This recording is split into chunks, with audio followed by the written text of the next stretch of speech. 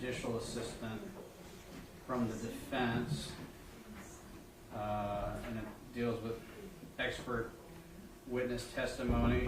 Does the defense have anything you want to address before we resume the trial? Yes, Your Honor. I wanted to renew all prior motions and objections, in particular the objection that was lodged by the defense when it was anticipated that Dr. Pearlman was going to testify as to Dr. Fitch's report and opinions. And so I provided 2 Supreme Court cases that I wanted to cite for the record, and I wanted to renew that objection with a reference to a portion of just one of those cases. Okay. If I may. Yeah, and if you could stand while you're... Yes, I apologize. Lynn v. Fossum, 946 Southern 2nd, 1032. And Dufour v. State, 69 Southern 3rd, 235. Both are Supreme Court of Florida cases. The Dufour is 2011, and Lynn is 2006. I'm going to be reading from 2 to 3 sentences from Dufour.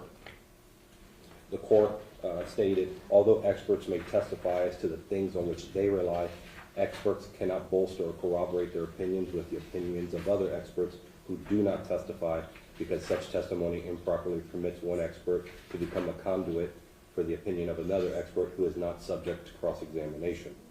To allow an expert to do so would cause any probative value of the testimony to be substantially outweighed by the danger of unfair prejudice, confusion of issues, or misleading the jury. Further, an expert's testimony may not be used as a basis to introduce otherwise inadmissible evidence. So I renew my objection in regards to Dr. Pearlman testifying as to Dr. Fitch's report. Okay. Response? And opinion.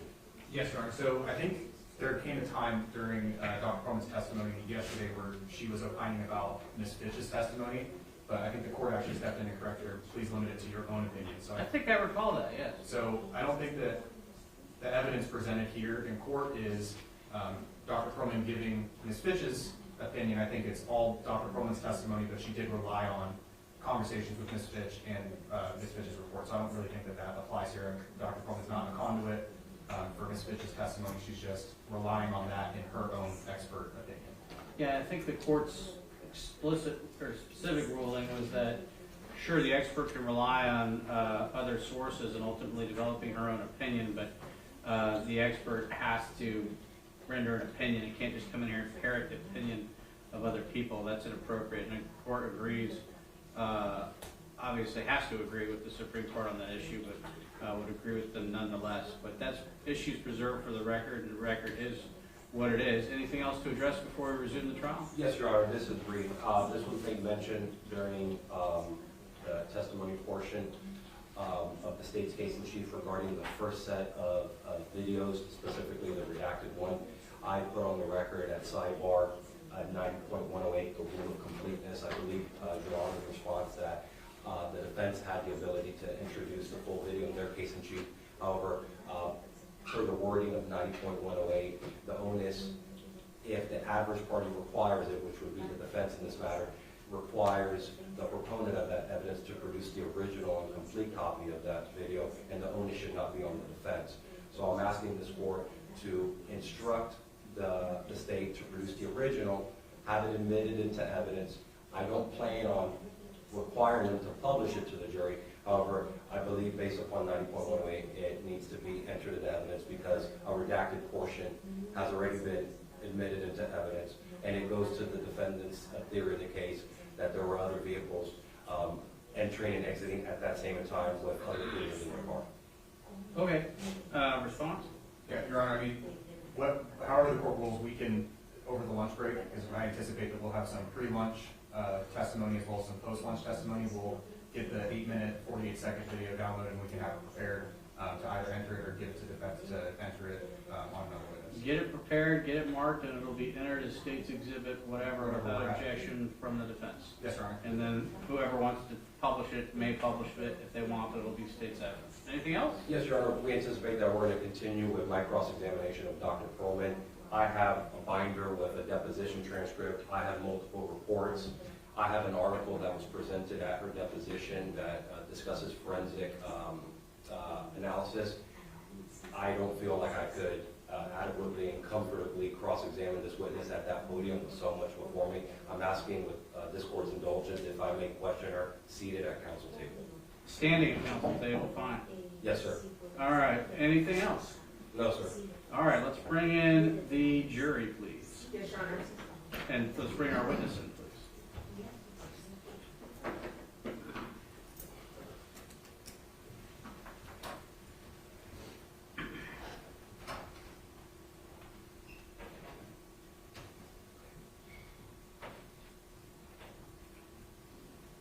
And you still anticipate you have 10 to 15 minutes worth of cross-examination left? I'm afraid not, Your Honor.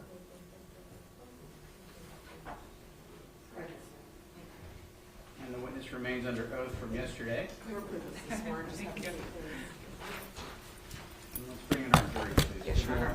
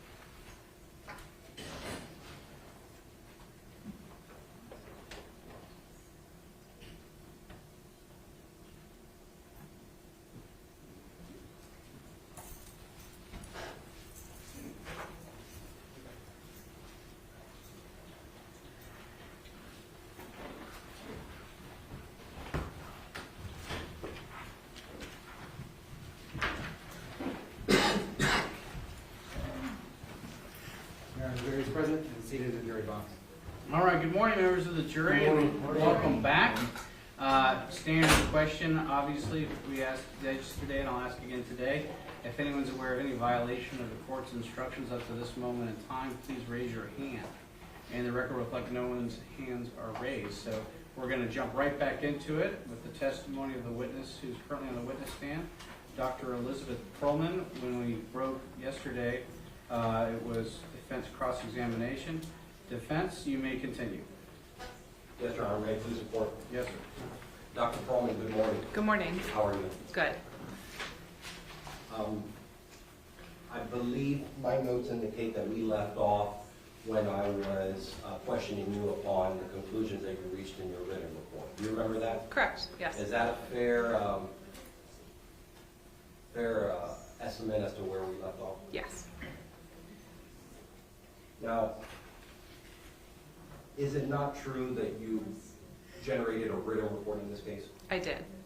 And in that written report, there's a conclusion section. Yes. And under that conclusion section, there's a body of wording that goes along the lines of, to a reasonable degree of scientific certainty. Objection, hearsay. Sustain. Your Honor, may I be heard? Yes, you may approach the bench.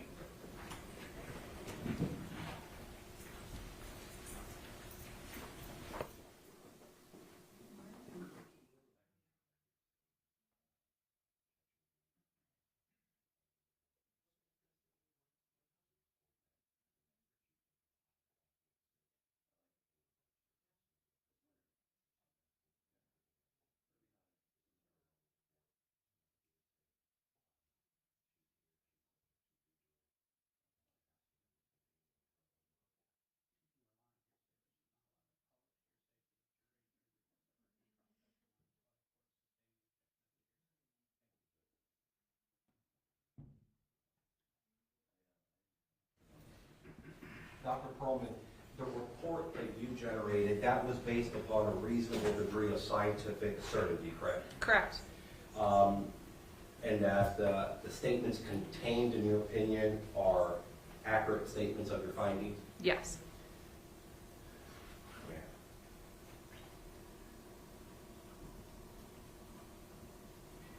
Now, you opined in the conclusion section of, you gave an opinion, according to your report, that the remains are most consistent. Objection, hearsay. Sustain. You gave an opinion. I'm asking you about your opinion that you testified to on direct examination. Is it your opinion that the body was consistent with having been deceased prior to decapitation? Yes, it is a possibility. Okay.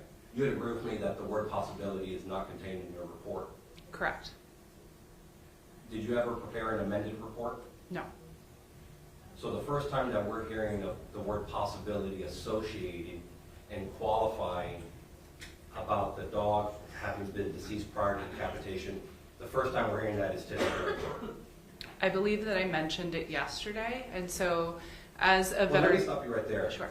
Whether it's yesterday or today, the first time that we're hearing that word was in this trial.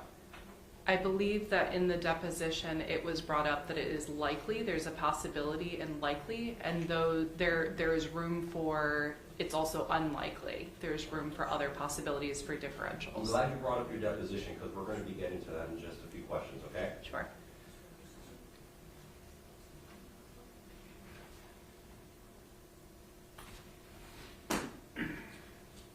You'd also agree with me that a part of your opinion is that the cause of death is unknown as there is no gross evidence of neoplastic process or illness that would have resulted in death. Correct.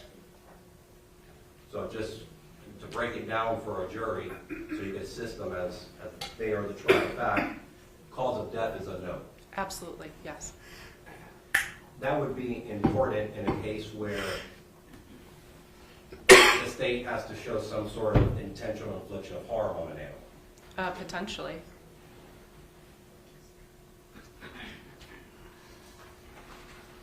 And along the lines of cause of death being unknown, logically speaking, we don't know who did this in this case.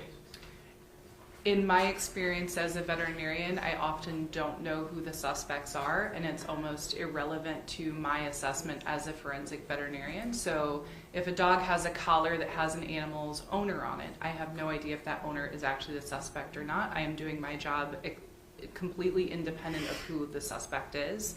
I will still do the same methodical procedures. So that's a no? Correct.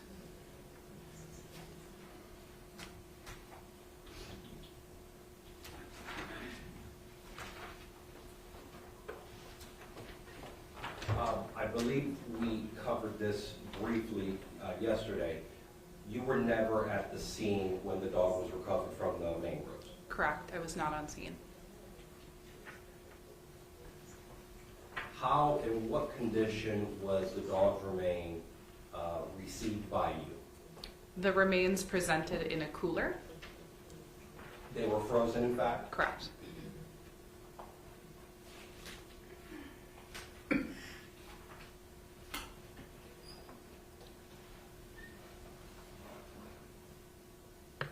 Now, do you remember what date, based upon your review of the records in this case and the information that was available to you, do you remember the date that the dog was found in the mangroves?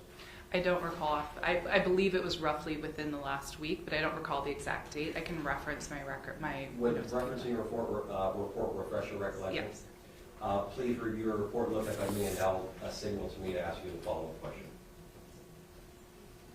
It was on 5/14/2024 that the remains of a deceased dog were found decapitated and floating in a plastic bag on the mangroves of the beach. And that seems accurate to you based upon your memory? Accurate in that. Based upon the report? Correct. Yeah. Yes. Now, are you from Florida? No. Where are you originally from? Chicago. How long have you been in Florida? Roughly 7 years. What's the temperature like in May? I think warm. It's relative question. Now, you would agree with me that warm water can affect the acceleration of decomposition. Absolutely. Humidity can play a role. Absolutely. Whether it's overcast, Absolutely. temperatures of the water. Absolutely. And that's because warm water and humidity can create an ideal environment for bacterial growth. Absolutely. And that could accelerate tissue breakdown. Absolutely. Yes. Now, I believe as part of your opinion, you referenced that there may have been some slippage of the skin, correct? On the body of the dog? Can you tell the jury what slippage means? Sure. So skin slippage is, I briefly mentioned that yesterday. It's where on dogs and cats, they have a lot of fur on the top of their skin. So when we pet them, that's what we're touching is their fur. And the hair follicles are embedded within a layer called the dermis, and that's our skin that we have. And so all of those hair follicles are embedded within the dermis. Now, when there's decomposition in bacteria, we wash our faces almost every day, right, ideally. And when we do that, we're cleaning off bacteria on our skin. So there is a normal bacterial flora that's on our skin, and when we decompose, that will often accelerate, or not necessarily accelerate, but it's already there, and there's nothing cleaning it, there's nothing altering it, that it often will flourish. In addition to the factors that were mentioned, like humidity, exposure to the sun, exposure to heat and the elements can also accelerate that, which causes a breakdown of the attachment of the hair from the layer of the dermis where that hair follicle is planted in. And so that will literally just slough off, slide off. That's the best example there. Doctor, so along those lines, you would agree with me that if we have a deceased animal in a warm environment with the humid conditions, as opposed to that same animal in a less warm or a less humid environment, even though the same amount of time has elapsed, the animal in the humid and warm environment would show accelerated signs of decomposition. There's a lot more variables to it than that, so it's possible that that's not accurate. So if there's a lot of, so for Dexter, he was within a plastic bag per the police report provided. And so with that, insects can't get into it. And insects can also really accelerate decomposition and decay of tissue. So it's possible that in that scenario, there are other factors that are variables that would influence that they could potentially decompose at similar rates, even though those parameters are the same. Well, doctor, you must be aware that there was holes found in the bag that the dog was contained in. I did not personally examine the bag. Okay. So you're not aware if holes were found on the bag when the dog was found? Correct. I did not personally examine the And bag. if holes were in the bag, that could allow insects to get in. Absolutely. If it's floating in water, that would also create challenges for insects and flies to get into it, but potentially it could. And those are additional factors on top of the one that we've been conversing about that would accelerate decomposition. Absolutely. And there was no evidence of any entomology or bugs present on Dexter, which I would have made note of during examination. Now, isn't it true that there could be effects on your analysis by the subsequent freezing of an animal? Absolutely. And please correct me if I'm wrong, there could be tissue expansion and cellular rupture. And that, yes, and that's what I was talking about yesterday. And that's because if there's water contained inside the body, it could freeze and expand. Correct. There's a little more nuances to that, but roughly, whether a body has been floating in water or whether it's on land, if it's frozen and then thawed, that can also impact the histopathological analysis of those tissues. So essentially between the layers of the cells, we will get crystals, so like ice cubes, if you will, and that when it thaws will destroy the texture. It can destroy the texture of that tissue. Now, it goes without saying, it's unlikely or withdraw the question. You can't perform proper necropsy on a frozen animal. That is incorrect. Okay. Was that done in this case? That was done in this case. So the dog was never allowed to be thawed overnight. The dog was thawed overnight. Okay. So my question is, isn't it true that the thawing process could further accelerate the decomposition of the animal? No. That's incorrect? I do not anticipate. We routinely do perform necropsies. I personally routinely perform necropsies on thawed animals. and am able to deem, render, and identify a cause of death, as well as submit histopathology samples, that microscopic analysis of tissue. The absence of histopathological tissue samples in this case is specific for the decomposition degree. The body was super decomposed prior to my assessment. By freezing the remains, it preserved the evidence that we could identify.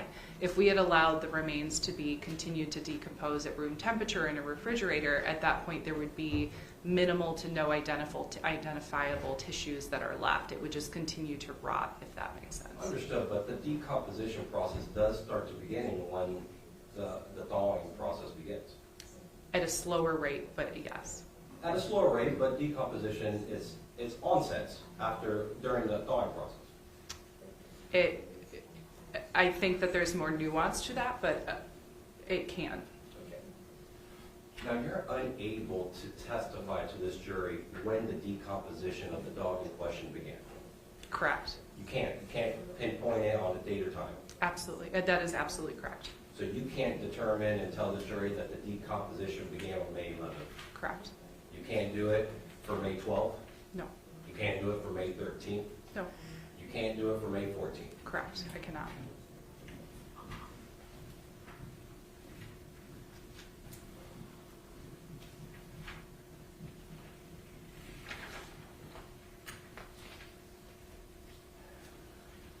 Now, there was no indication that this dog had been scratched or showed any signs of laceration around his body. Correct. And so along those lines, there was no indication that this dog was held down or strapped down by anything. There are more nuances to that statement. So with physical restraint, we can see lacerations or cuts or abrasions or those kind of things. However, that's not with every single incident of restraint. So I wouldn't expect to necessarily see scratches if an animal was hog-tied with electrical tape or some type of tape, because that's so tight, adhering that together, that there's not room for friction to cause those type of lesions. But you can't, as part of your opinion, you can't identify and tell the jury that that's in fact what happened in this case. That is correct, I cannot. Now you also came to the conclusion that this must have been caused by some sort of sharp instrument. Yes. Along my same line of question, you can't tell the jury what specific instrument was used. Based on the striations that we discussed yesterday, or those lines in the bone that were very uniform, it was not some type of saw, because we would see change of direction. So when we saw something, we saw forward and then we cut back, that there would be a change in direction of that bone cut. And with these, it was more of that straight line, that they were parallel with each other. So with that information, we are of the opinion that it is of a machete or a meat cleaver type instrument. Now a saw has ridges, corrugated type of ridges. You would agree with me, as opposed to a flat, sharp surface? They can, yes, Okay, so you've excluded a saw being used in this case, correct? correct. Now you'd agree with me that a katana sword would have the same sort of sharpness as a meat cleaver? I am unfamiliar with a katana sword. Okay. How about a samurai sword? A samurai sword, I'm familiar. I am unfamiliar with the impact of that on a bone, but that I would have to examine in front of me to be able to draw that conclusion. Examine what? Well, be able to look at the blade and the depth and the width of the blade, as well as the sharp, like the edges of the blade, if that makes sense. I'm looking at your report. You never analyzed a meat cleaver or a machete in this case. No, I did not.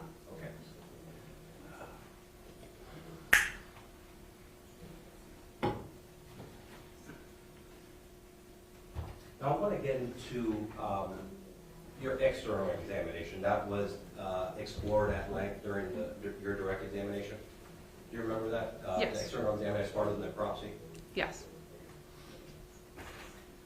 And the external examination involves a thorough evaluation of the external findings of the skin, the quality of decomposition, the nails, and any signs of external parasites or injury. Correct. You would agree with me that you collect toxicology on all your cases, Yes, but you didn't do one for this case. incorrect. Okay. Is your testimony that a toxicology report was submitted in this case? My testimony is that I collected toxicology. I did not submit toxicology. So I have the samples, but they have never been submitted to a laboratory. Is that standard in all your necropsies? I routinely perform for all of my cases collection of toxicology. My question is more specific. Submission of toxicology. If I am submitting toxicology, I would say that in the vast majority of my cases, I collect toxicology and those samples sit in our secure storage evidence room, and I don't actually submit them. For me to submit toxicology samples, it will take into account the history combined with any suspicion of discussion of the investigators, saying that they're concerned about toxicology, or if the animal was alive and a vet is assessing that live animal, they have concern about the way the animal is presenting, that they're concerned, or blood work abnormalities that that animal was exposed to a toxin. So the vast majority of my cases, I have toxicology and I don't submit them because there's nothing warranting it. I want to take a step back and ask you a follow-up question on the decomposition of this dog. You mentioned that there were a few variables. We talked about cloud coverage, temperature of the water, the temperature, the ambient temperature. You would also agree with me that if animal is contained inside of a bag, that could accelerate the decomposition as well. Absolutely. And we have a situation where the dog was found inside of a bag. Correct.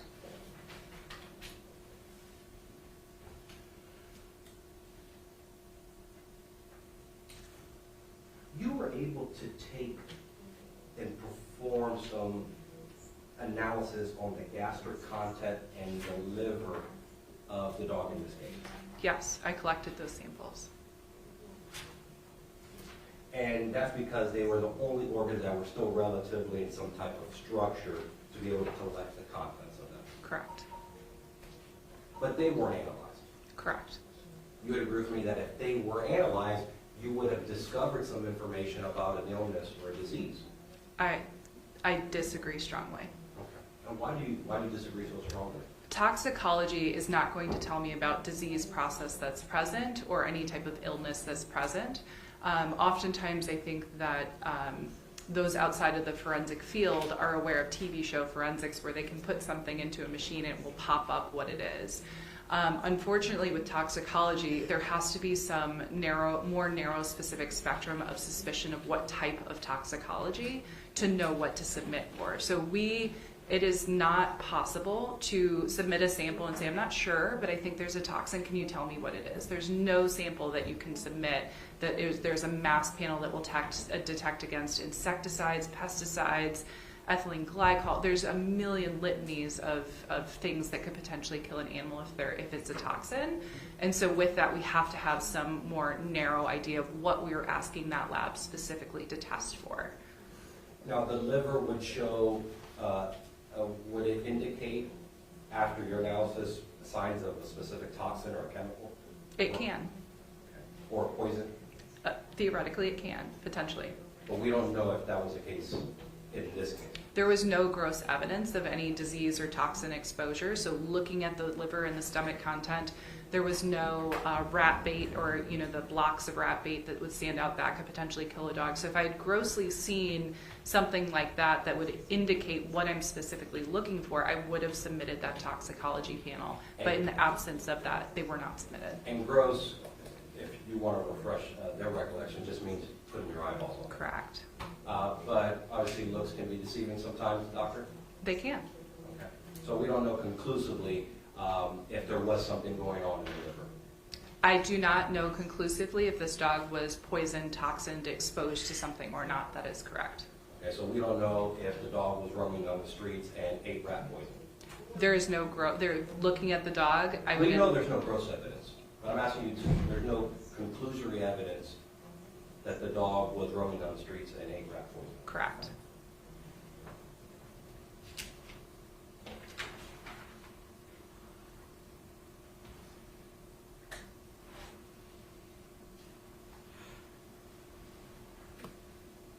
May I have a moment to confer with my co-counsel? Yes.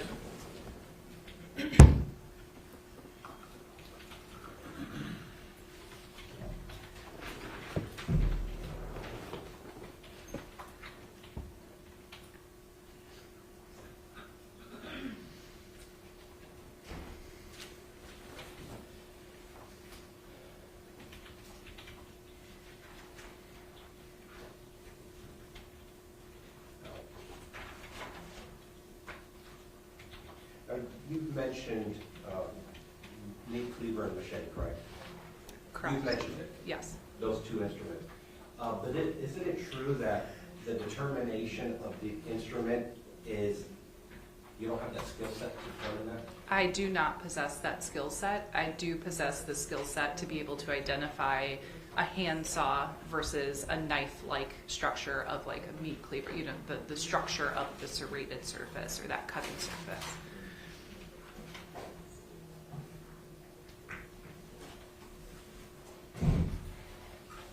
Are you familiar with an axe?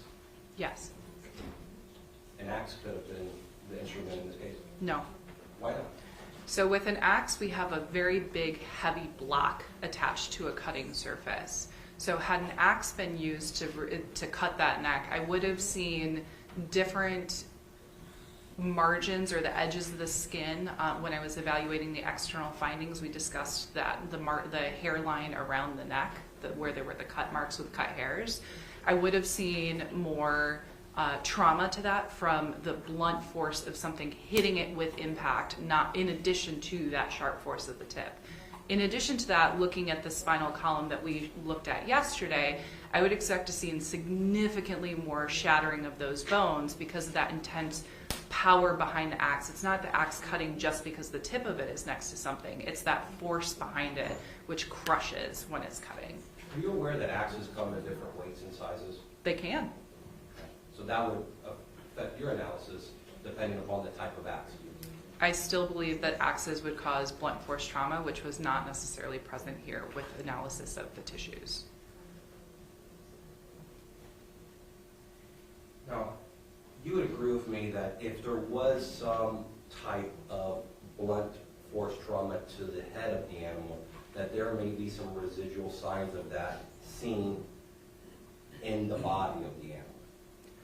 I have been working on blunt force trauma cases for the last 8 years or more, and I've never seen a case where, for example, with whiplash of humans, where animals will have a bulging disc because their head has rippled or been hit in some capacity.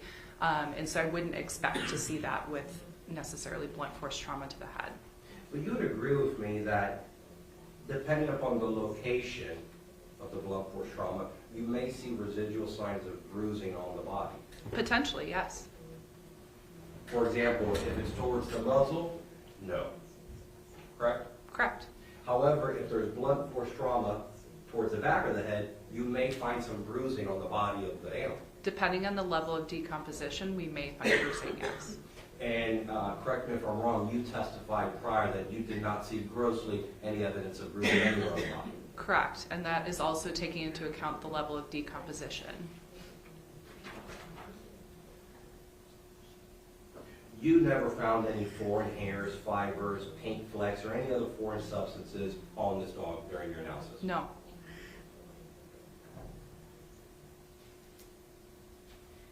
You'd also agree with me that you obtained biological evidence during your necropsy, such as tissue, blood, and urine. I did not collect blood. Tissue and urine. I did not collect urine. I collected contents from the liver and the stomach and some hairs from portions of the skin from around the neck. And then I collected the this part of the skeleton for analysis for Amanda. Do you remember giving a deposition in this case? I do. I was asking questions. Ms. Beltran from the State Attorney's Office was there. Yes. There was an attorney from Animal Services there.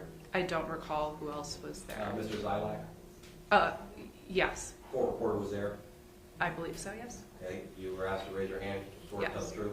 Yes. You'd agree with me that there was a question posed to you. Was there any biological evidence obtained, such as tissue, blood, urine, in your necropsy, and you replied in the affirmative? I must have collected urine for the toxicology, so we can collect urine as well. Sometimes when a drug is exposed through the body, then we collect urine. I apologize that I misspoke. I didn't recall that in this Okay, question. doctor. There is nothing of note because you never submitted those samples. Those samples were not submitted, that's correct. And just like the liver and the gastric content, we can't conclusively determine if there may have been anything of note and relevant, in this case, found in that analysis, if it was submitted. Correct, toxicology was not submitted.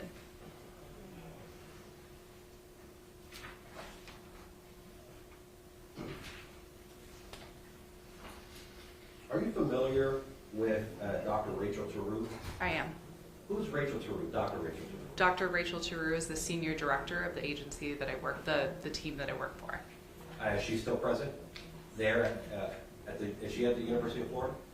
We are not at the University of Florida. Okay. But is she your supervisor? She is my supervisor. Okay. Are you familiar with an article authored by her and Amanda Fitch? Yes, Are you familiar with the article being titled Identification, Collection, and Preservation of Veterinary Forensic Evidence on Scene and During the Postmortem Examination? I am. Would you consider this article as authority on necropsies? I think authority is a strong word. What word would you use then? Guideline.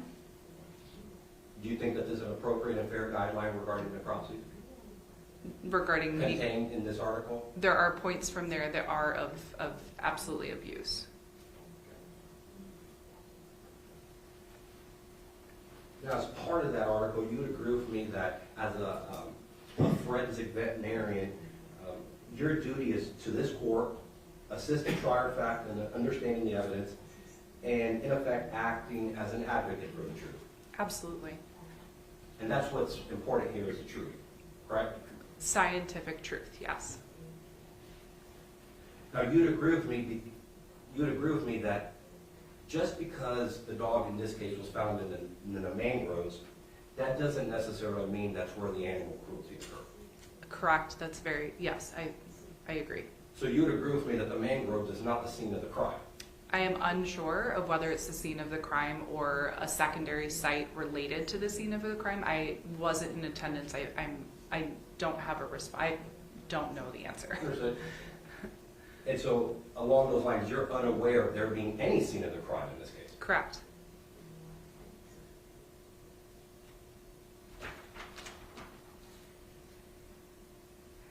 Now, according to this article, your supervisor, Dr. Theroux, says, Objection, here's second. Sustained. would you agree with me that not visiting the scene of where the animal was found is one of the classical mistakes in forensic pathology? I think that there are quite a few nuances to that statement. How so? It's not practical. So that same paper also cites that it's not always practical to have a let me stop you veterinarian. right there. Do you disagree or agree that it's a classical mistake not to see the scene for yourself? I don't know that I agree that it's a classical mistake. So you're disagreeing with Dr. Rachel Theroux then? If that, yes. It's great to have scene information, but it's not always possible or feasible. And we're not talking about possible or feasible. We're just talking about the fact that whether it could benefit you in your analysis and visiting the scene in person could benefit you. Absolutely. A scene can absolutely benefit the investigation.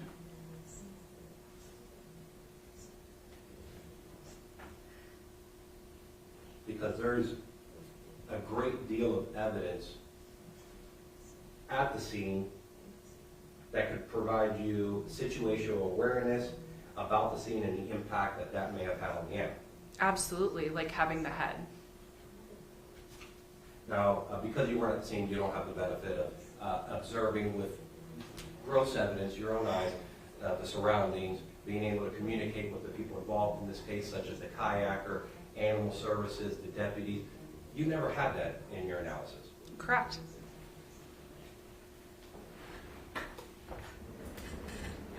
And along those lines, you have no personal knowledge as to how the dog in this case was handled. I have some knowledge based on the crime scene report from law enforcement, in addition to crime scene photos that were taken by a crime scene technician. So there is some awareness to it. It's not more than a yes or no answer to your response. Now, if you don't know how the body was collected, packaged, and stored, you would agree with me that in your analysis, it could potentially excel decomposition. Potentially.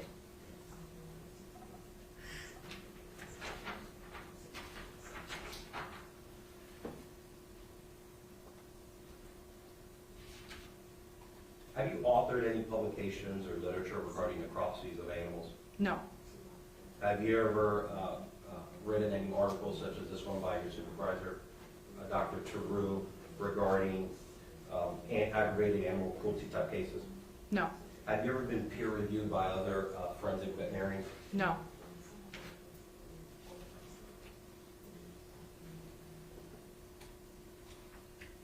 Now, you'd agree with me, before generating your report, you had a conversation with the state attorney's office. Correct. So before you put your opinion in writing, you had the opportunity to discuss with them your findings and conclusions. Correct. Now, my questions to you is, after your report was prepared, did you have a subsequent conversation with the state attorney's office? I don't recall.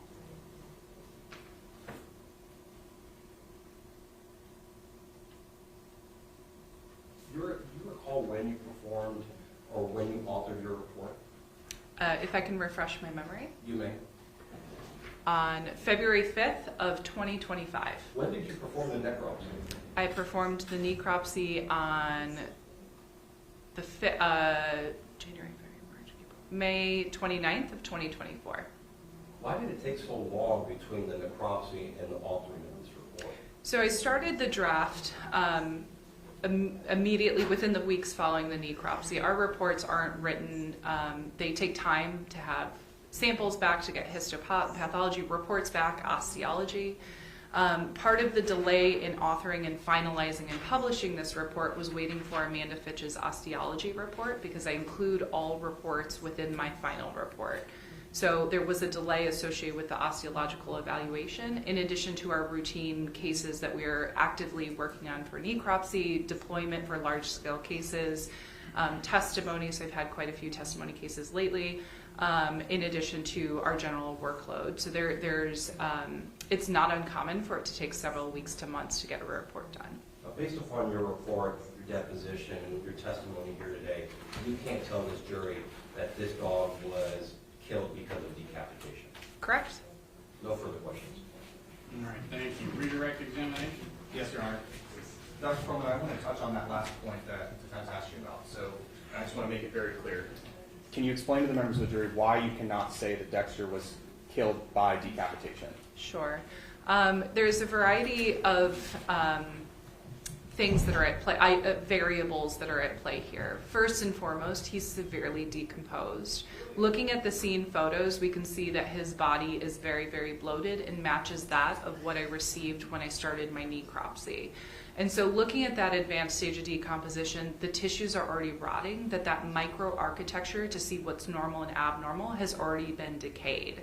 So in a case that if he were fresh and like recently deceased or deceased, I say recently, but less decomposed, advanced decomposition, then I'd be able to take samples of that and do like cut out little samples of them and submit them to a boarded pathologist who again would look under that microscope and say, yes, there's bruising here, that's consistent, you have to be alive to have a bruise. But with that stage of decomposition, that wasn't an option for this case. Additionally to that, we have... Objection narrative. Additional to that, we have the issue that if Dexter had been alive when he was decapitated, we would be looking at exsanguination, which is bleeding out from the neck. So there's critical structures here, including the airway, the windpipe, and then blood supply that's really, really big that goes to supply the brain.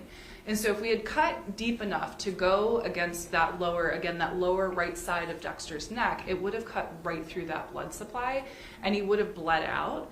And that loss and a very quick, large volume of blood being lost would also potentially reduce the amount of bruising that we could potentially see. So if anybody were to suddenly exsanguinate and cut those critical blood supply up to the brain, you bleed so fast that your body doesn't even have time to seep out a bruise to that region. So I think that we have a couple variables there that are making it particularly challenging in this case to determine whether he was deceased or alive.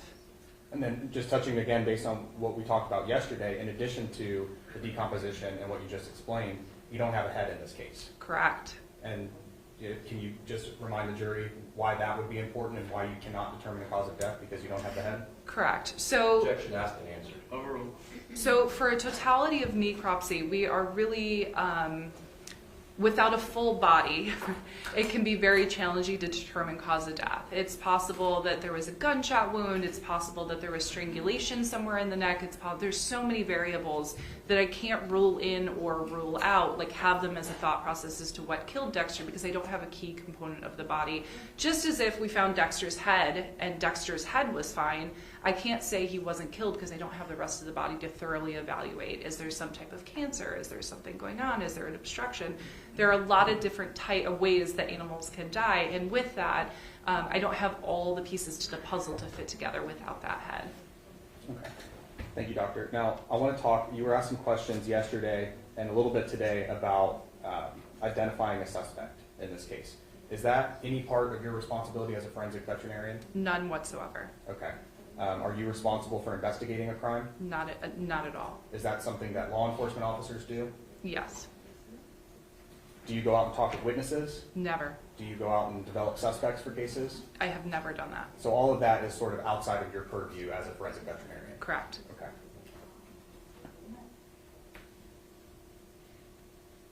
You were asked some questions on cross-examination about the toxicology, and I want to just give you an opportunity to explain a little bit more about that. So based on your examination of Dexter and all those organs that we listed off yesterday, was there anything that you saw based on your examination that indicated that he had been poisoned? Nothing that I could see. Was there any indication, what would you expect to see if a dog ate rat poison? I know you talked about it a little bit, but I want you to have an opportunity to explain. So with animals that, let's say there's multiple different ways that animals and humans can be exposed to toxins. It can be something that they just touch a surface like cocaine or, Narcan with law enforcement, they need to carry that because of the transmission between skin, right? Then there's also aerosolized toxins where somebody inhales a fume that can kill them or severely impair them. And so with these different routes, like for example, the rat bait exposure, I didn't see any evidence of that with Dexter. And so what I would expect if he were, depending on the timeline, if he had eaten rat poison off of the street, I would see some green poop because it's dyed green or blue. It usually has a bright color, so it's easily seen. I would expect to see that in the gastrointestinal or the intestinal tract. I would expect to see chunks of it somewhere because it causes death really, really suddenly, right? And the delay of the stomach digesting rat bait specifically, I would still expect to see chunks of that in the stomach or within the gastrointestinal tract. And I did not see any evidence of that for Dexter. Now, Dr. Pearlman, I want to talk about the cut, or the multiple cuts. If Dexter was alive whenever that chopping happened, would he have felt pain? Absolutely. Would he have felt suffering? Yes. And what we were talking about yesterday was that one of those could have paralyzed him. Is that correct? Yes.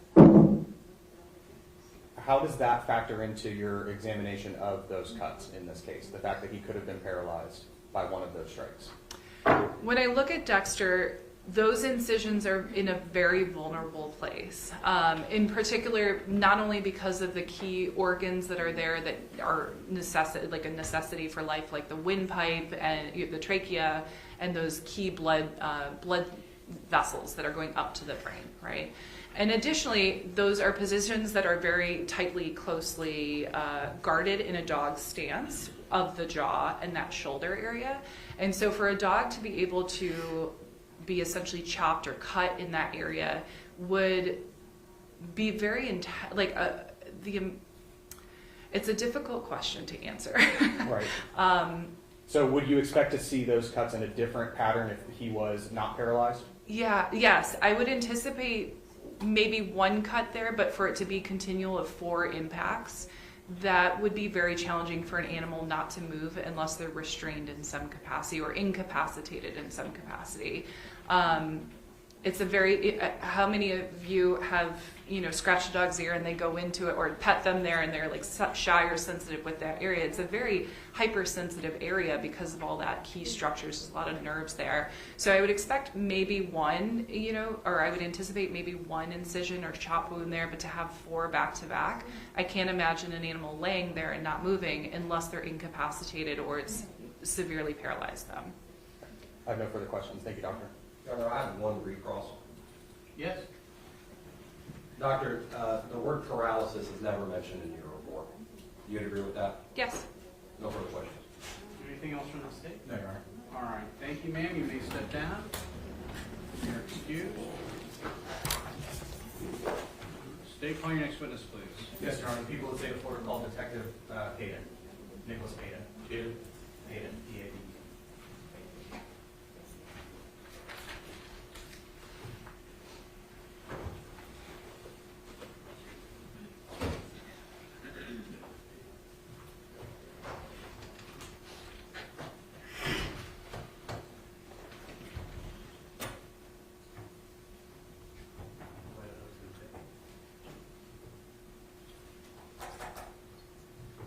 Right this way, please. Witness, please stand here. Please, clerk, raise your right hand and receive the oath. Do you swear or affirm the evidence you're about to give will be the truth, the whole truth, and nothing but the truth? I do. Thank you. Have a seat. Please pull the chair and speak in a loud voice for the court. Thank you. Your witness. Yes, Your Honor. Good morning, Detective. Hello. Please turn and introduce yourself to the members of the jury and spell your name for the record. My name is Detective Nicholas Peyton, P-A-D-E-N. All right, and where do you work, Detective? I work for the Pinellas County Sheriff's Office. And what specific type of work do you do there now? I work in the Digital Forensics Unit. Can you explain to the members of the jury what that job entails? Yes, as a digital forensics detective, I essentially assist with the preservation and collection and examination analysis of digital evidence. That includes anything from cellular phones, computers, vehicles, Alexas, pretty much anything that can store data. We can attempt to grab evidence off of those devices and give it to the case agent. And how long have you been working in that capacity? Just 13 months now. And were you working in this capacity in May 2024? I was. Prior to working in digital forensics, do you have any other prior experience at Pinellas County Sheriff's Office? Yes, I was hired in February of 2014. I worked as a road deputy for about 3 years. In the summer of 2017, I transferred to the Sexual Predator and Offender Tracking Unit, or the SPOT unit. I did about a year and a half there. In February of 2019, I transferred to the Crimes Against Children unit, and I stayed there for 5 years before transferring to digital forensics in January of last year. And whenever you got moved over to the digital forensics unit, did you have to complete any additional training or anything like that? Yes, so I've done a number of trainings since moving to the digital forensics unit.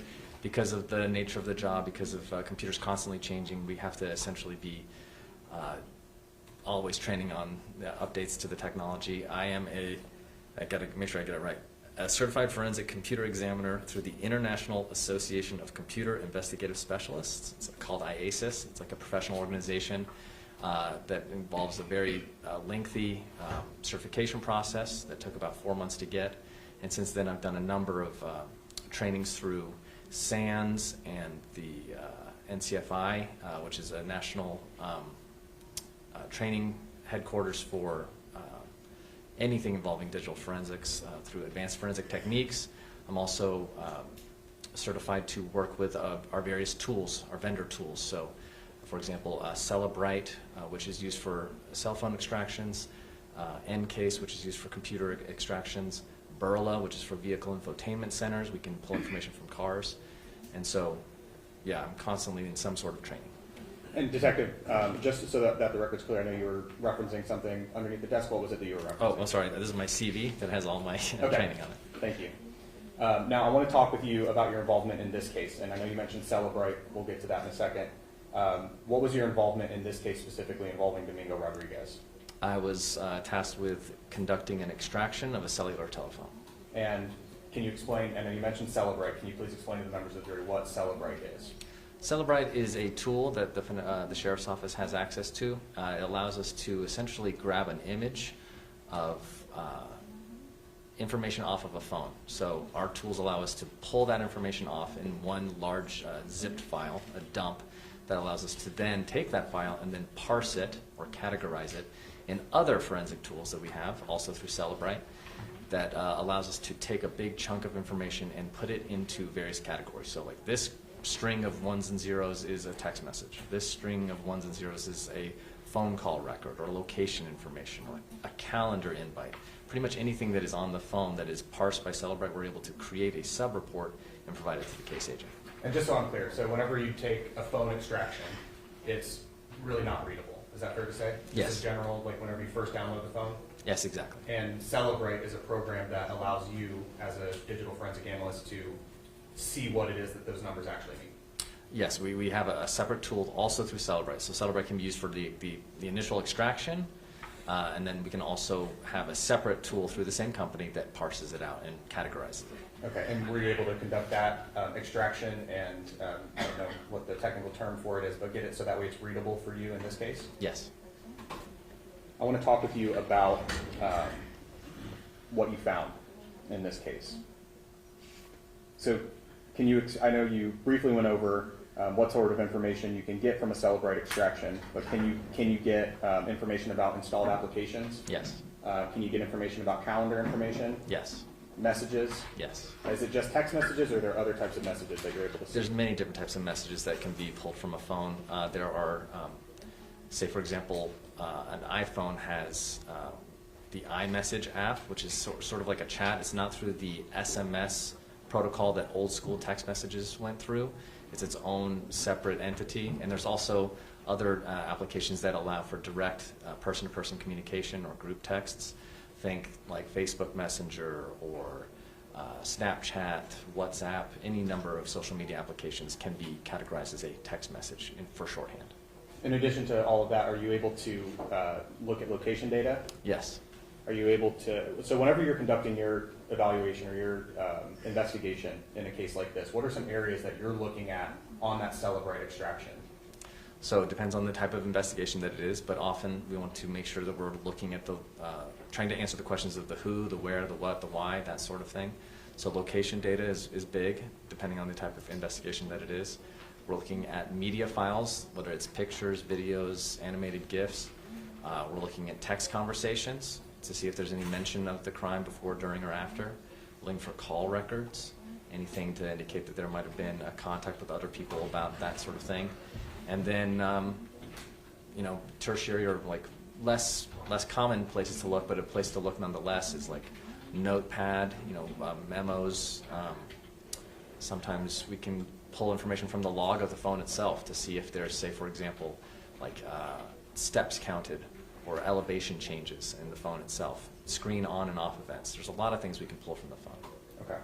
Now, you listed out a couple of things that you'd be looking for in an investigation like this. I want to talk about location first. Okay. So how are you able to determine location data from looking at a cell phone or a cell phone extraction on Celebrate? So the extraction itself will show, once it's been parsed, where on the phone it was located. Usually it's in a file path or a database that tracks that information, usually as a matter of course. There's any number of ways and times that location can be saved to a phone, and we can, with varying degrees of certainty, say whether or not the phone was at that location at that time. So not all location points are as good as others. It's up to us to kind of infer from the file path the location of that data, and then also cross-reference it with other data that might come from other sources. And what sort of other data from other sources are you talking about that you would cross-reference with what's on the phone? Right. So, for example, if the phone has GPS enabled, and we can get a fix for where the phone was given a certain time, and I know from training experience that the location of that data is often associated with where the phone actually is, I would still say, hey, let's maybe cross-reference where the phone says it is to where the carrier says it is through the cell phone towers. And if those are in line with each other, then we can kind of start saying, I can, with a greater degree of certainty, say that the phone was at this location, because even where I cannot personally verify, I can rely on the things where I can verify. And if they match up, then I I tend to believe that that is a true and accurate result of where that phone was. So you mentioned cell phone towers, and I want to touch on that just a little bit because that's going to be important later on whenever we're hearing other testimony. Is the cell phone tower data, is that sometimes referred to as cell site data? Yes. And so just so I'm clear, what you would rely on is phone location from the phone itself, and then you would cross-reference it with other information like cell site towers, is that right? Yes. And then in addition to that, I'm going to give you some examples of some things that might be helpful during your investigation. Would license plate reader hits Yes. be helpful? Would toll booth videos be helpful? Yes. And would you be able to cross-reference that information with the information from the cell phone to get a more accurate picture about where that phone was? Yes, as long as there's data in the phone to cross-reference it against. Wonderful. I want to talk about, were you able to determine any sort of location data from the phone whenever you examined it? Yes. What was that information? Objection, Your Honor, hearsay, lack of authentication. Overruled. What was that information, that location information that you were able to find from the phone? So there are various points of location points pulled from the phone during the month of May of last year, showing the phone popping up at different locations around the 10th and the 11th and the 12th. Okay. So let's start with May 10th, 2024. Do you remember where that location data was on May 10th, 2024 that you were able to pull? I'll be able to refer my notes if that's all right. Yeah, do you need to refresh your recollection? I have it here. If you can just look up at me whenever you're done.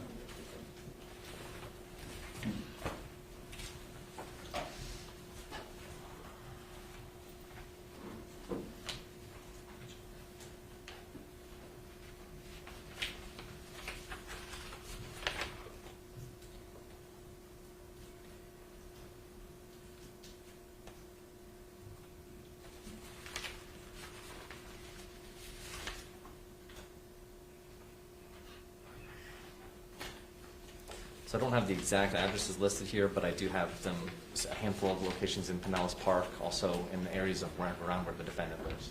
Okay. And do you remember what time those location data or those location points were? According to the map that I provided, there was some at the Pinellas Park address around 4:53 p.m. on May 10th, as well as 12:38 a.m. on May 11th. I also have. Your Honor, asked that the witness testify based upon his recollection as opposed to reading directly from whatever paper he has in his hand. Okay. Sustained. Detective Peyton, if you could refresh your recollection and then look up at me whenever it's refreshed. Thank you.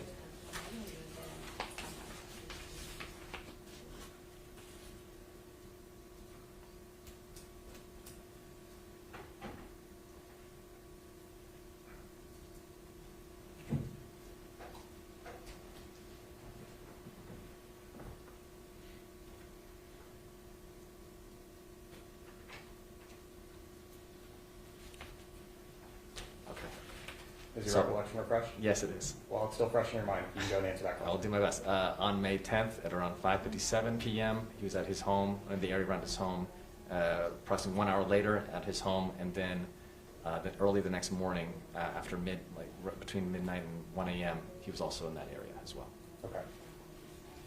Were you able to find any location data from May 11th for the defendant's phone? If I refer to my notes. Yes.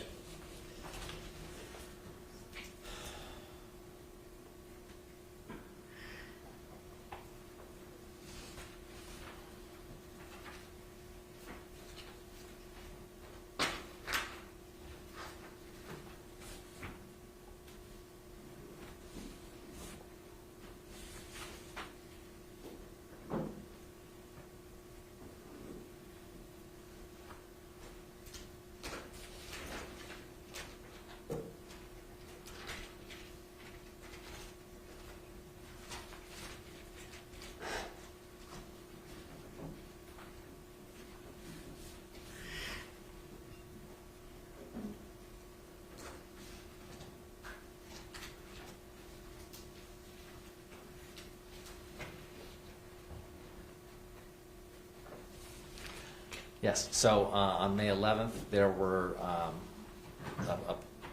a hit at that location in the Pinellas Park area shortly after midnight. as well as some various areas within Pinellas County, one notably around 9 a.m. In the area of 66th Street North, just shy of 34th Avenue North. Okay, thank you. Once you collected that phone location data, did you send that information over to Deputy Rosenberg so we can continue his investigation? I did. Okay. Now that was us talking about the location data. The only other thing I want to talk about location, were you able to review all the location data from May 10th, 2024 through May 11th, 2024? Yes. Whenever you were reviewing that information, was there any indication to you from any of that location data that that phone ever left Pinellas County? No. Okay. And why not? So of all the information that we have from the phone, native locations associated with the device, we would be looking for anything with a latitude and longitude outside of Pinellas County. I reviewed all the available location data that was from the phone itself, and there was no indication that he had ever left the county itself. Thank you. And you said something about available data. That kind of brings me into my next point. Were you able to view the internet activity or the web page history on the defendant's phone? Yes. How did you do that? So just like if it's a text message or a phone call, data that is associated with web history, meaning websites that are visited by the phone, that is also categorized in a log and provided for potential use. It comes in handy if you wanted to see if someone was Googling how to get rid of evidence of a crime or see what websites they're going to if it's related to the investigation. So I was able to pull a list of all the web search history from May 10 and May 11. Do you have a ballpark? Did you just pull that information from May 10th and May 11th? I did. Were you able to find any information about the internet activity? If I may refer to my notes. Yes.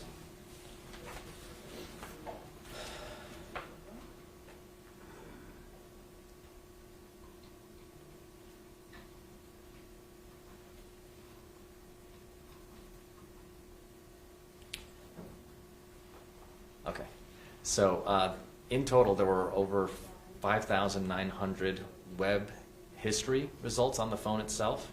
I noticed a significant gap, meaning there were no web search history or web history visits on the phone between 6:42 p.m. on May 10th and, one moment, Would it be 2:01 a.m. on May 12th, 2024? 2:01 a.m., yes, the next day. Okay.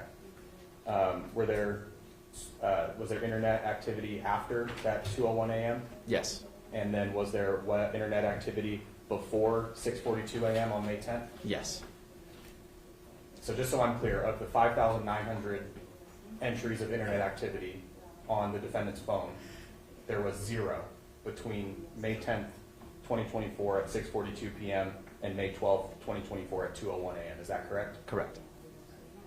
And you said that that was significant to you. Can Yes. you explain to the members of the jury why that's significant? Objection, speculation, Overruled. improper opinion. It's significant because when you're looking for gaps in data, you try to figure out what could possibly be the result of that. I can not say for certain why that information is not there, but Objection, generally, speculation. if there is an unexplained reason, I don't see any indication that there was that the phone had been turned off or that the phone was not being used at that time. And I want to talk about that because you can't say that the phone was turned off because you have location data on the phone during that period. Is that right? We have a number of different data from the phone indicating that it had not been powered off. So even if you're not doing anything with the phone, it can be laying next to you or in your car or doing nothing. It will still be moving data around from one place to another, hitting off of towers. There's a lot of activity on an otherwise idle phone. So there's no indication that that had taken place. Now, I'm going to ask you this question now because I'm sure if defense decides to do a cross-examination of you that they're probably going to ask this question. Can you say for certain if there was anything that was deleted during that time period from May 10th, around 6:45 p.m., 6:42 p.m., I think is what you said, to May 12th, 2024 at 2:01 a.m.? No, I cannot. And why not? There's a number. I mean, the short answer is that every device is different, every application is different, and short of a log that is going to show me that it was there, I can't jump to that conclusion. There's a lot of things that phones do in the background, and more importantly, it might not have been parsed by my forensic tool to show me what it was doing.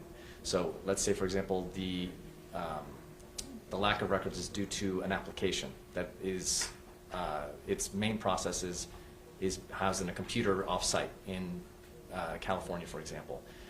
The record that you might be looking for is there, but it didn't push to the phone, so that would explain why I might not be able to see if or why data is not seen on the device at that time. But at any rate, there was no data from that time period that we just started talking about. Is that Correct. right? Okay.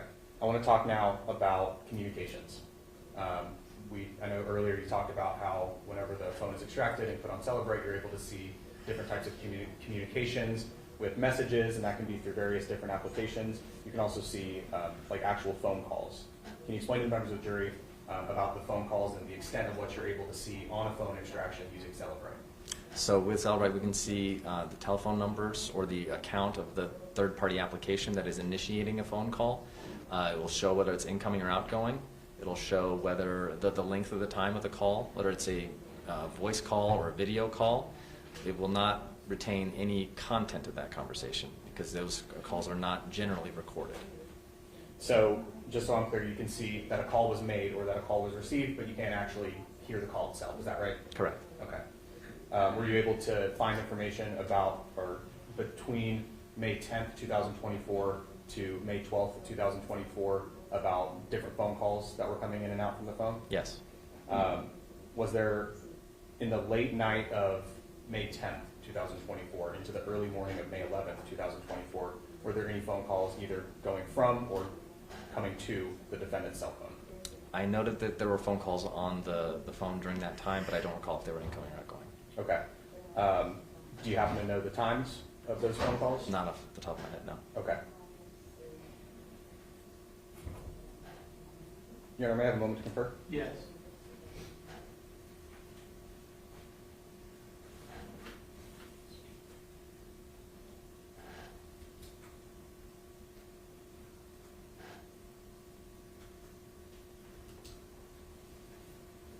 All right, now Detective Peyton, I want to talk about the messages, the other communications that you were able to examine in this case. Did you look for messages in this case? Yes. Can you tell the members of the jury if you found anything significant in the messages? No.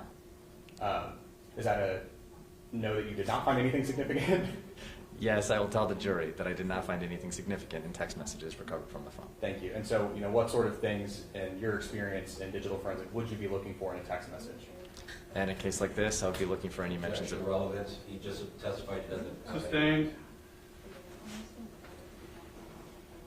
Were there any Facebook messages that you saw where somebody was talking about killing a dog? Objection. He already testified that he didn't find anything. Sustained. All right. Your Honor, I have no further questions. Thank you. All right, we'll take a quick break and then come back for cross-examination. Take the jury out for a 10-minute recess, please.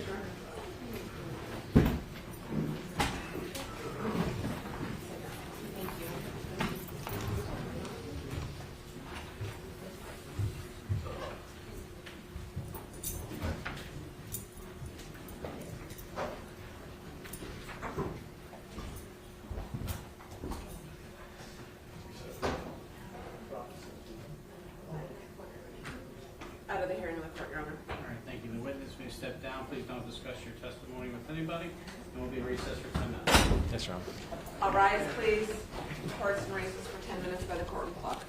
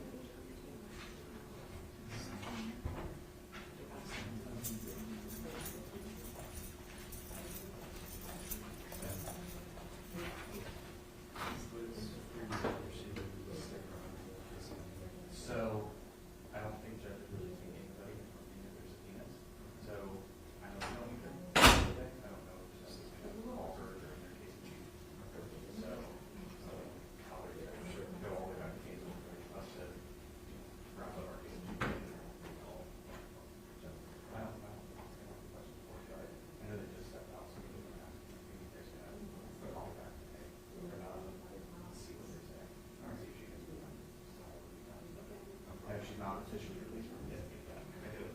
Okay. And have fun in Orlando. Where do you guys stand? Carolin. What was it? Yeah.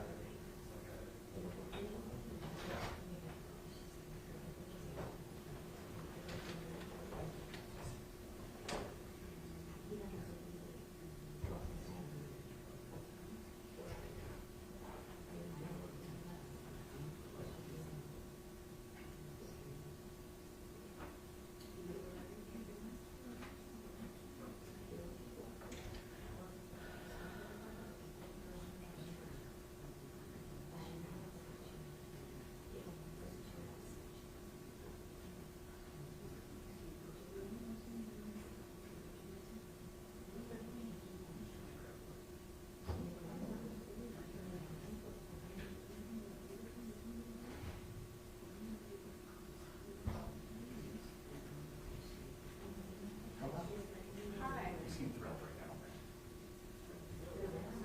I'm not thrilled that I'm being live streamed. Yeah. I didn't know that. The live stream was happening until we got back into our office the other day. So I was like, are you watching it? There's a delay. I'm on it. That's good.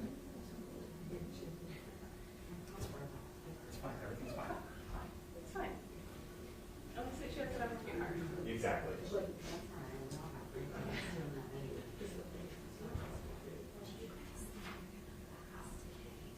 I hope so. Yeah. That's just. Yeah. No, probably not. Okay.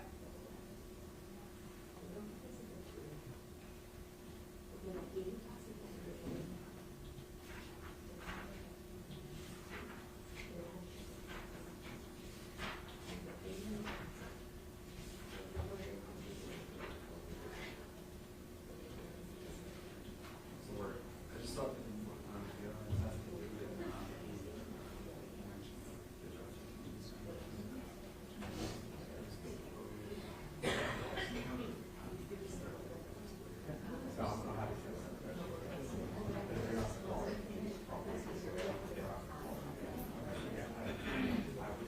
yeah, I know. I'll keep it here until that. Yeah, absolutely. All right. Yes, sir.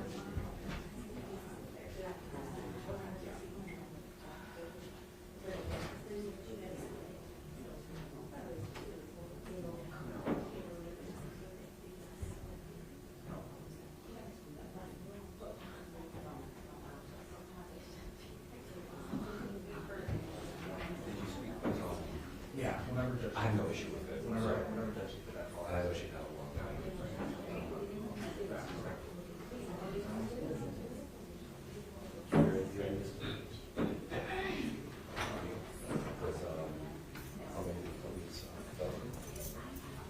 I know there's A, B, C, D, E, F, G, H. Oh, E, F, G, H are all misdemeanor.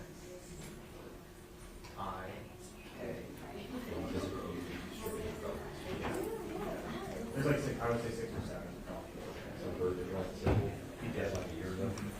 Yeah. It's the first time I've had it. Yeah. Carolin seems like a fun judge to be in front of because I mean, you've probably seen him whenever he's explaining jury charges, he like gets down on the bench. And he's like, Yeah, no, yeah.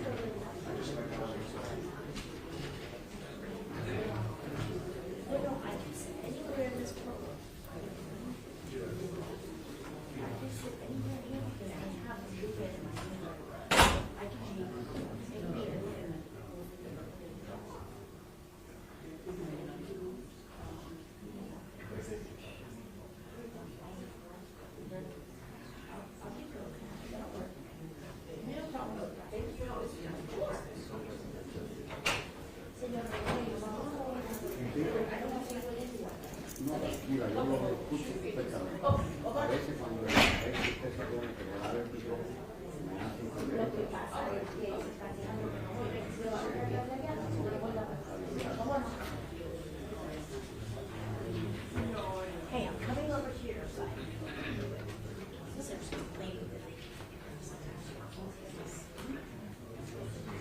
I'm not saying a word.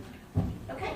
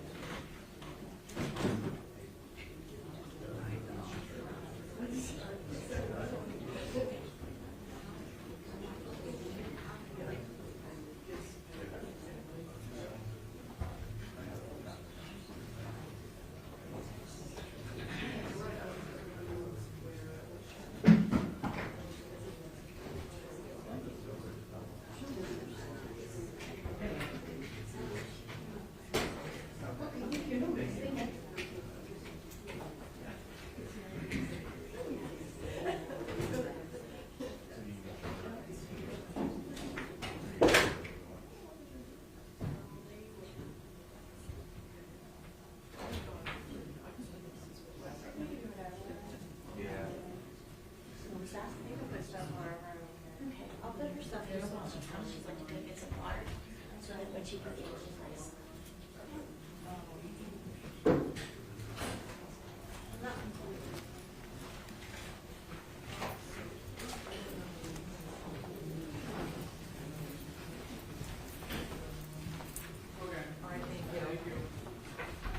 All rise, please. Circuit Court is back in session. All right, thank you. Be seated, everyone.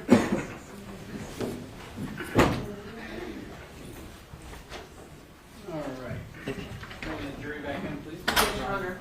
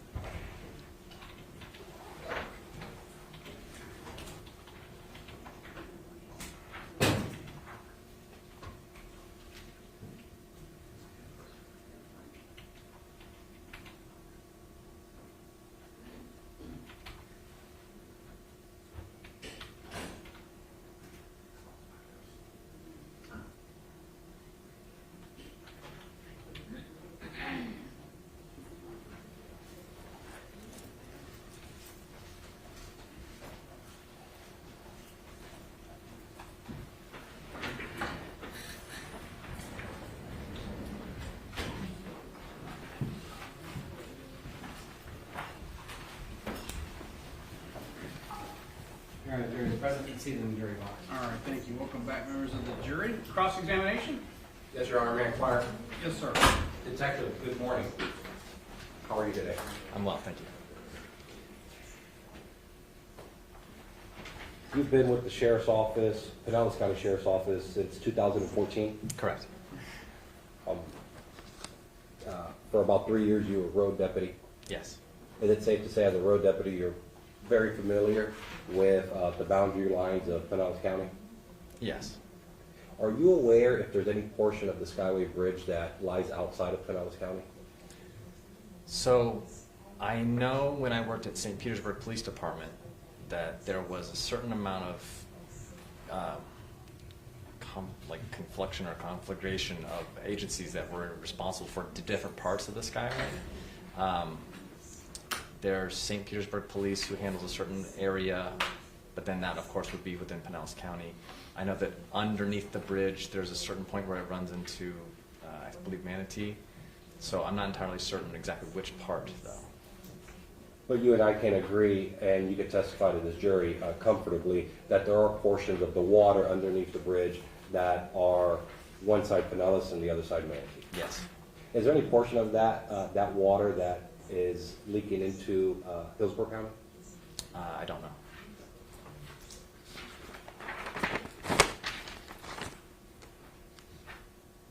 Now, you testified that it's very important in any sort of criminal investigation as to getting answers as to who, what, where, and why. Correct. Correct? You weren't able to answer most of those questions in this case based upon what you did. Correct. So a lot of those questions are left blank. Correct? Yes. Yes. Now, you mentioned a gap in search history, but before that you testified that there was, I put down over 5,000 searches. Correct. I wouldn't say searches, I would say websites visited. So, for example, if you search for something in your phone, that would be different than the amount of websites that it fed you to as a result. And I'm sure if you found something that was relevant in this case, you would have told the jury. Yes. And since you did tell them, there was nothing. Nothing found, no. Now, you did mention a gap in search history, correct? Again, on the web visits. Web visits, I apologize. And that was from 510 to 512. 510 to 511. Excuse me, 510 to 511. Is there a possibility that this gap can be accounted for because of phone updates? It's possible. What type of phone was analyzed in this case? There's an iPhone 7. Do you have an iPhone? I do. You'd agree with me that iPhones, they routinely have updates. It depends on the settings of the phone itself, but yes.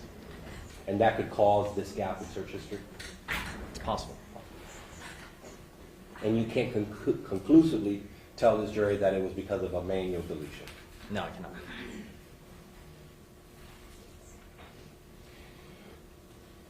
You also testified about cell site data and geographic locations. Yes. You were asked a question that based upon the information that you received, you are not aware of the phone, the actual physical phone, ever leaving Pinellas County. Correct. You would agree with me, but you would agree with me that there's no evidence for you to tell this jury that my client, the defendant, never left Pinellas County. I would have no way of knowing that.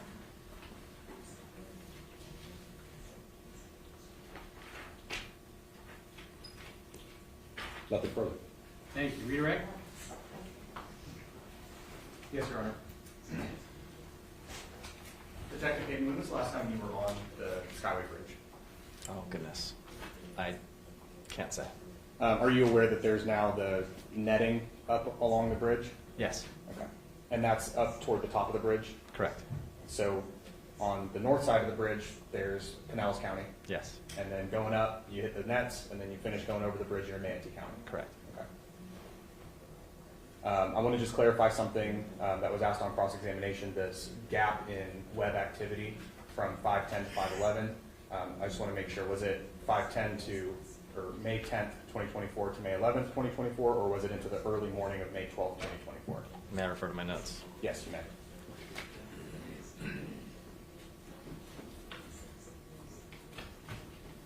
Yes, it was the evening hours of May 10th until the very early morning hours of May 12th. Do you know what time that Dexter was adopted in this case? No. Okay. I have no further questions, Your Honor. All right, thank you. The witness may step down and you're excused, sir. Thank you, Your Honor. Okay, call your next witness, please. Your Honor, may we approach briefly? Yes.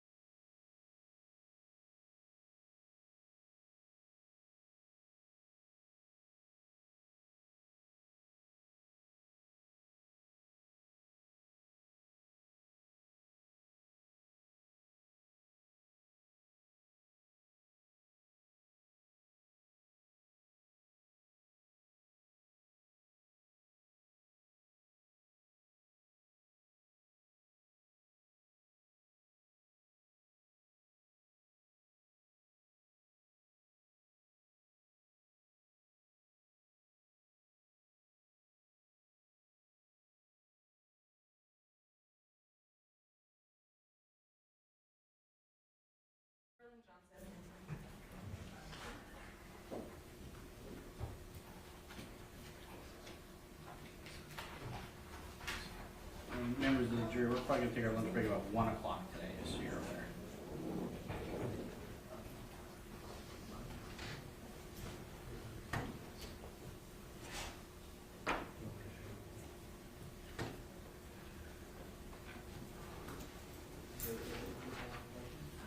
Right this way, please. Thank you. If you're going to stand right there. Okay. And you're going to face the front, okay?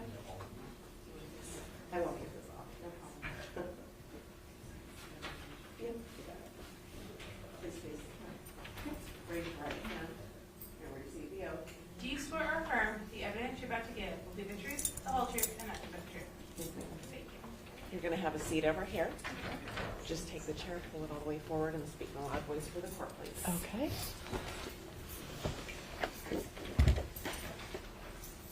Good morning. Good morning. Could you please introduce yourself, spelling your name for the court? Sure. Carolin Johnson, Carolyn Johnsson.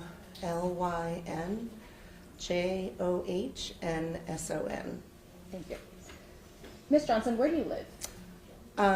My exact address? Yes, please. Okay. 6681 34th Avenue North, St. Pete, Do you know what county that is located in? Pinellas. Do you own that home? I do.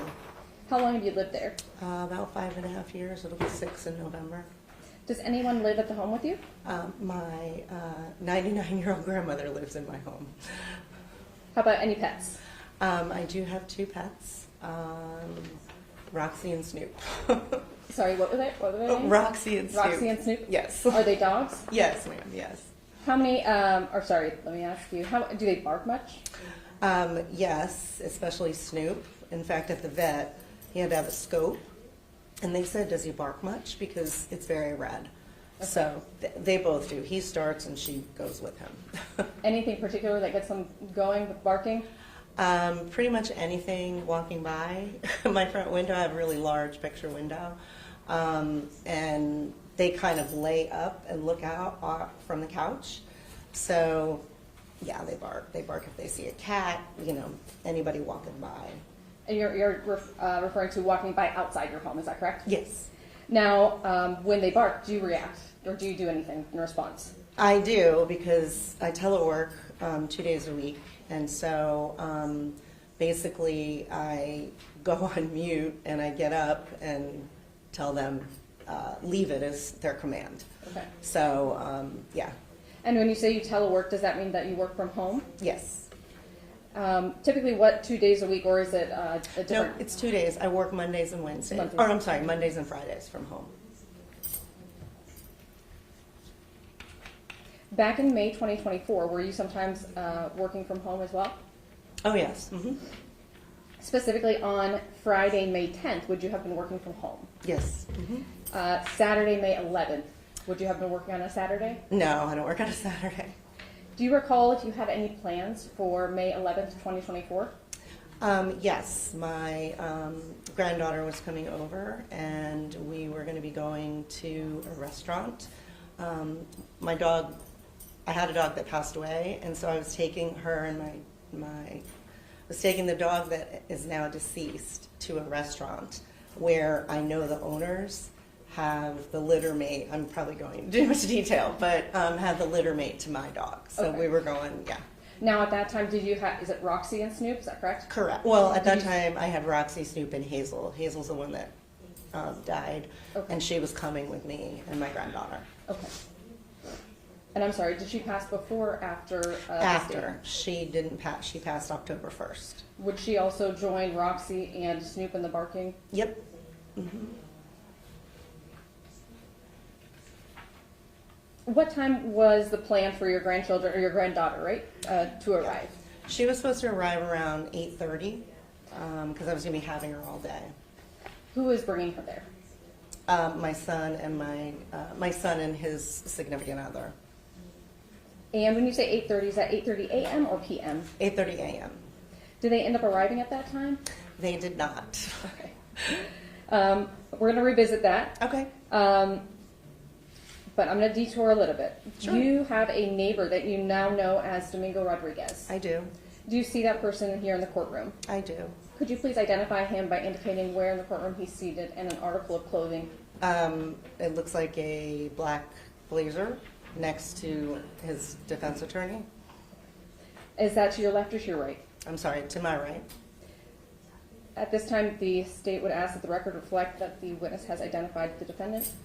Defense? I agree that she's identified the neighbor. All right, record will so reflect the identification of the defendant. Back in May 2024, were you aware of who Mr. Rodriguez was? No. Had you seen him previously?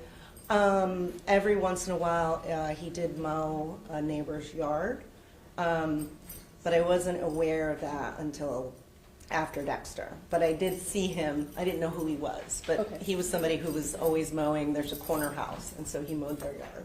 Was he a familiar face, despite not really knowing him or his name? In that case, well, yes, every Friday. Okay. So every Friday, because I telework, I would see him out there mowing the yard. Do you, sounds like you do. Where does Mr. Rodriguez live, if you know? I don't know his exact address, but I have a perfect clear view of Mr. Rodriguez's home from my home, my front porch. I have multiple windows that are in the front, so I can see his home.